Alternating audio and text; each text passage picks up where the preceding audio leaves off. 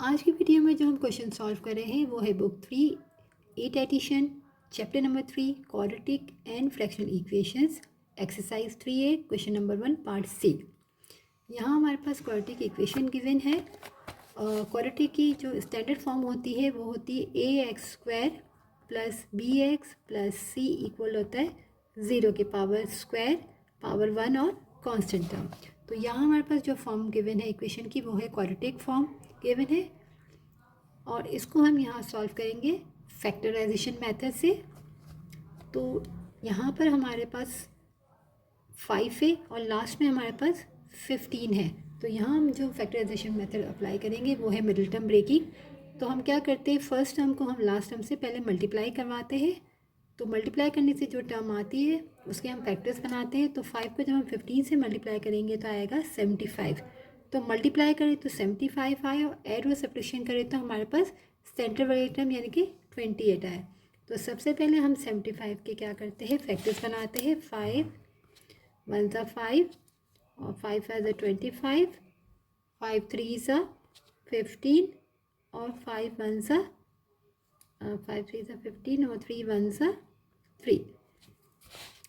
तो अगर हम यहाँ ले लें 5 5 ज़ा 25 मल्टीप्लाई बाय 3 बनेगा 75 और 25 प्लस 3 करूँगी तो बनेगा 28। तो मल्टीप्लाई करने से हमारी लास्ट टर्म आए और एरो सब्ट्रैक्शन करने से हमारे पास सेंटर टर्म आए।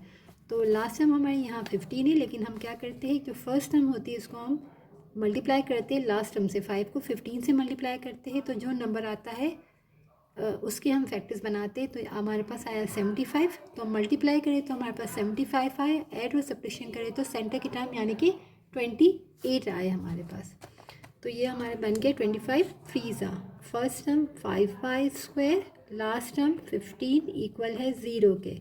तो यहाँ बनाएंगे 25y और 3y। 25 को 3 से मल्टीप्लाई करेंगे तो 75 आएगा और 25 और 3 को मैं ऐड करूँगी तो 28 आएगा। तो यहाँ दोनों साइन मैं माइनस की लगाऊंगी क्योंकि क्वेश्चन में यहाँ हमारे पास -28 है।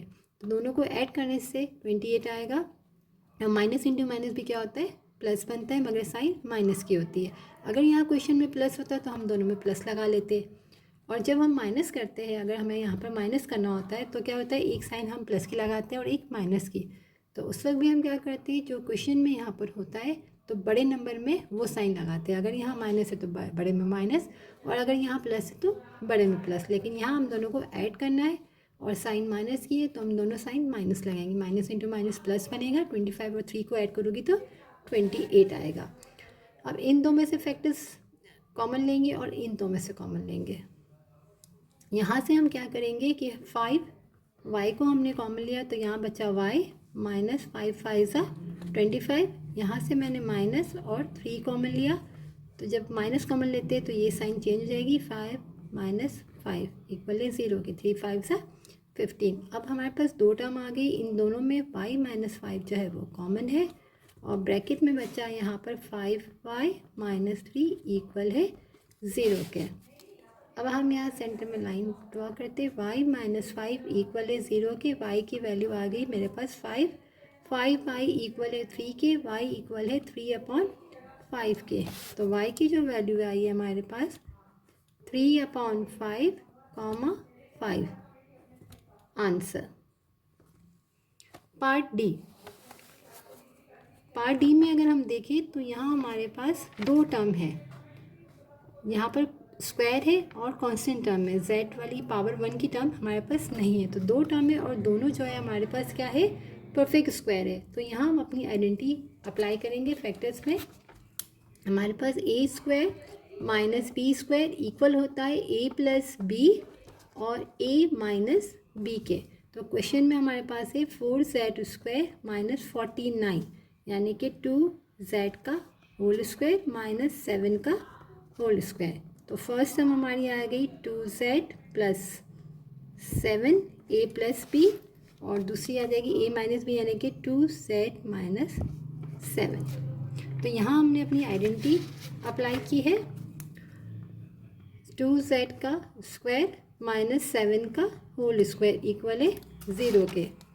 तो 2z प्लस 7, 2z -7 इक्वल है 0 के।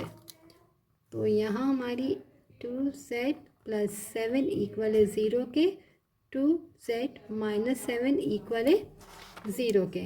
तो 2z इज़ इक्वल टू -7, जब हम वहाँ शिफ्ट किया और यहाँ 2 मल्टीप्लाई में, तो यहाँ आके डिवाइड हो जाएगा। 2z is equal to 7, z is equal to 7/2। तो एक वैल्यू हमारी नेगेटिव आ गई और एक हमारी पॉजिटिव। तो z इज़ इक्वल टू -7/2 और पॉजिटिव 7/2। और ऊपर बड़ा नंबर है, अगर हम डिवाइड करना चाहें तो हम यूँ भी आंसर लिख सकते हैं।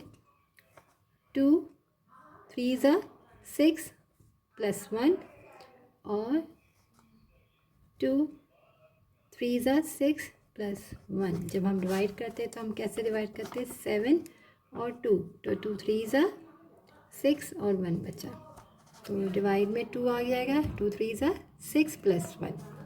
तो ये भी आंसर हमारा ठीक है और हम यूँ भी लिख सकते हैं आंसर। तो यहाँ सेकंड जो पार्ट डी हमने किया उसमें हमने अपनी आइडेंटिटी अप्लाई की थी, a² - b² is equal to a + b और a - b की।